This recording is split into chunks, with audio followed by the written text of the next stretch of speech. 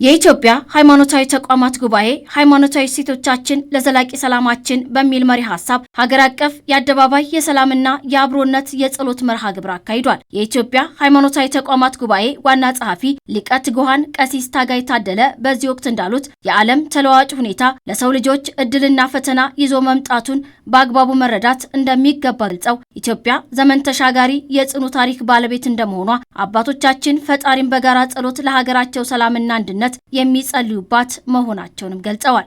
ዛሬም ስለ ሀገራችን ዘላቂ ሰላም፣ አብሮነት እንዲሁም የኢትዮጵያን እድገት የማዋለድ የሽግግር ጉዞ ሾተ ላይ እንዳገኘው የፈጣሪን ፍቃድና እርዳታ በጸሎት ለመጠየቅ በአንድነት በፈጣሪ ፊት ቆመናል። በመሆኑም ይህ ልዩና ታሪካዊ መርሃ ግብር የሀገር አንድነትን የሚያስቀድም ለሰው ልጅ ክብር ብልጫ የሚሰጥ ከመንደር ተሻግሮ በኢትዮጵያዊነት ማህተም የደመቀ እንደሚሆን ጽኑ እምነት አለኝ። ኢትዮጵያ የኔ ከምንለው አመለካከትና ፍላጎት በላይ ናት ያሉት ዋና ጸሐፊው አንድነትና ሰላምን ለማጽናት ሳያቋርጡ በጸሎት መትጋት እንደሚገባም አስገንዝበዋል። ሰላም የኔ ከምንለው የፖለቲካ አመለካከት ከራስ ጥቅምና ፍላጎት የሚቀድም የጋራ አጀንዳችን ነው።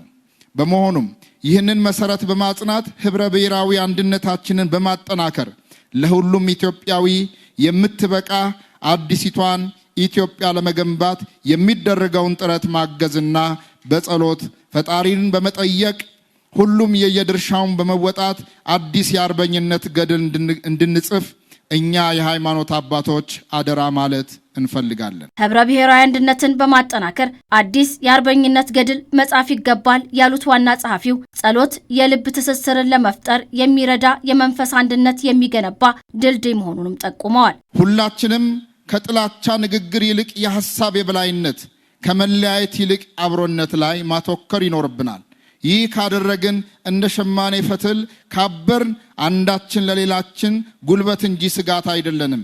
የኢትዮጵያ ሕዝብ የሚፈልገው ሰላም፣ ልማትና ፍትህ ማረጋገጥ እንጂ የትላንትናን ስብራት እያስታወሰ ተስፋ የሚያስቆርጠውን ቁስሉን የሚያክበትን ገል የሚያቀርብለትም አይደለም። በመሆኑም ድህነትን በመዋጋት የሀገርን እድገት ለማረጋገጥ በጸሎትም በስራ ትጋትም እንድንበረታ በዚህ አጋጣሚ አደራ ማለት እፈልጋለሁ። በኢትዮጵያዊነት ጥላ ስር በአንድነት ለሀገር ሰላምና እድገት መስራት እንደሚገባና በበጎነት የሚወሳ አሻራ ለማኖር የአባቶቻችንን አደራ እንወጣ ሲሉም ጥሪ አቅርበዋል።